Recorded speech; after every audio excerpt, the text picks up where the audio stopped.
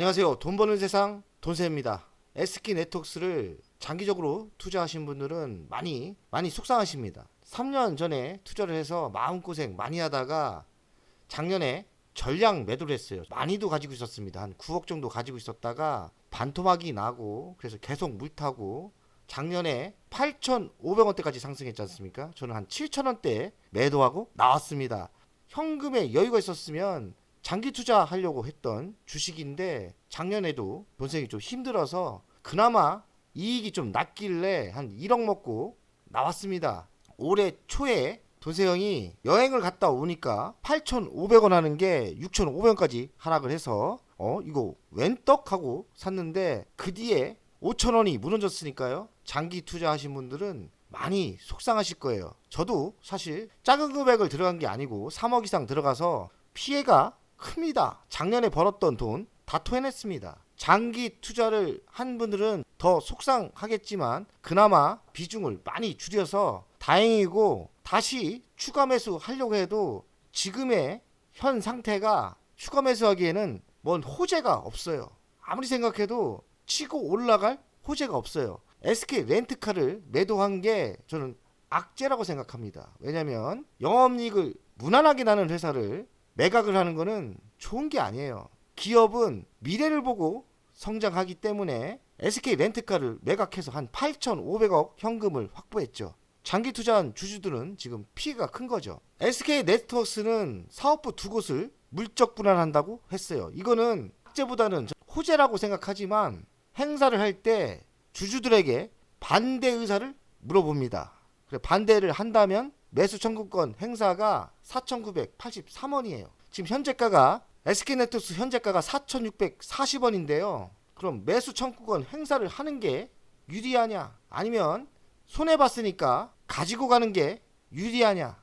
저도 그런 마음인데 지금보다 좀 비싸게 현금을 받으니까 이걸 현금을 받아서 다시 내려갔을 때 매수하는 게 유리할까? 이런 생각도 합니다. 매수 청구권에 대해서 오늘 짧고 굵게 공부하겠습니다. 어떤 구독자 한 분이 SK네트워크스 주식 매수 청구권 행사 시 유불리에 대해서 설명 좀 부탁드려요. 매수 청구권을 한 적은 한 번도 없어요. 지금까지 30년 주식 투자를 하면서 주식 매수 청구권 행사를 제가 한 적은 없습니다. 다 찬성을 해줬어요.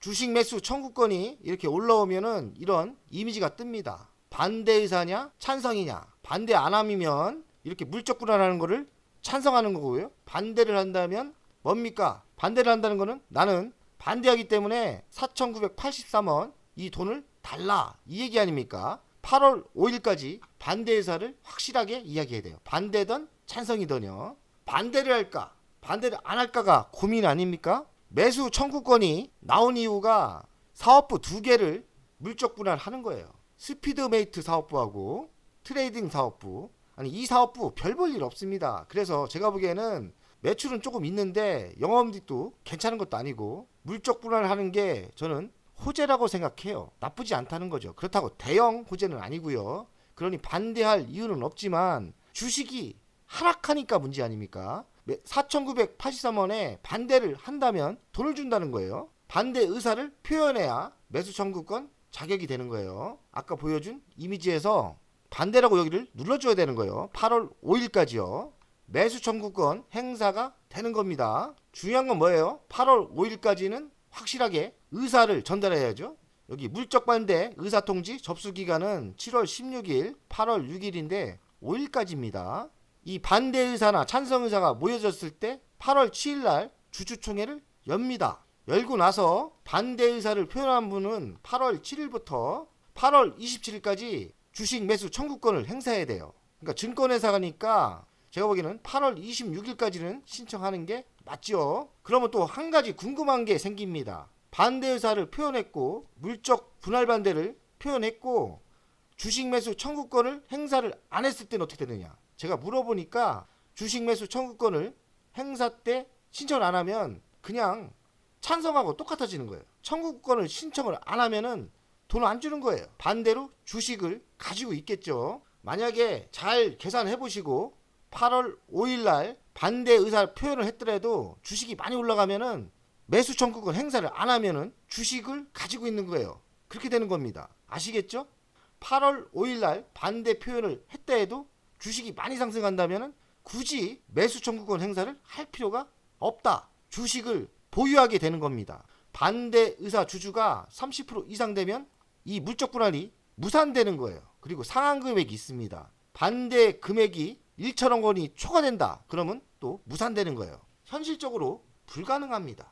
왜냐하면 30% 이상 반대하는 분들이 별로 없고요. 저도 한 번도 안 해봤어요. 그리고 개인들이 몰라서 신청을 잘 안 합니다. 두산 에너빌 좀 문제가 있죠? 제가 보기에는 두산 에너빌은 반대 의사를 확실하게 표현해서 청구해야 돼요. 그게 손해볼 건 절대 없습니다. 이 방식은 똑같은 거예요. 그러니까 두산 에너빌 같은 경우는 저는 반대하는 게 맞다고 생각하고요. SK네트워크스는 현재가가 4,630원이에요. 애매합니다. 4,980원 얼마 차이도 안 나고요.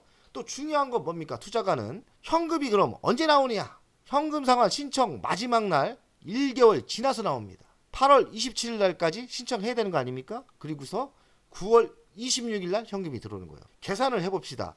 한 달 동안 돈을 우리가 활용을 못해요. 그 사이에 SK네트워크스가 상승하면 어떡할 겁니까? 어떻게 보면 도박이죠. 상승할지 안 상승할지. 현금으로 들어오는 기간이 너무 긴 거예요. 한 달 이상 걸립니다. 그래서 저는 본인들이 판단하겠지만 별 영향가가 없다고 생각해요. 현재가를 잘 보시고 8월 5일까지 만약에 주식이 대폭락을 했다. 그러면 반대 표현을 하는 게 맞고요. 그리고 또 더 폭락했다. 그러면 한 달 뒤에도 그 금액이 회복이 안 된다. 그러면은 매수 청구권 행사를 하고 나서 9월 26일 날 돈을 받고 나서 주식이 그 아래에 있다. 그러면 매수하면 또 유리한 거 아닙니까? 그러니까 정답은 없다. 그러나 돈세형 방송을 잘 보시고 이렇게 흘러가니까 8월 5일 날 또 결정을 해야 되고 8월 27일 날 신청할지 안 신청할지 의사를 결정하는 게 합리적이다. 그러나 내용은 확실하게 알고 있어야지 어떤 상황에서 유리한지 알겠죠? 좀 제가 얘기하고도 헷갈리는데 댓글에 달려주시면 제가 확실하게 알고 있는 내용이니까요. 알려드리겠습니다. 그럼 결론은 돈세형은 반대를 상황 봐서 할 거고요. 매수 청구권 행사는 그때 가봐서 하면 되는 겁니다. 그게 정답이네요. 반대를 하는 것도 괜찮을 것 같고 상황에 따라서 매수 청구를 행사를 할지 안 할지는 8월 26일 날 결정하면 될 것 같아요. 문제는 뭐냐? 한 달 뒤에 돈이 나오니까 따져보시고 몇 프로 안 된다면 그냥 보유하는 게 맞지 않겠습니까? 돈세형 평균가가 6,500원입니다.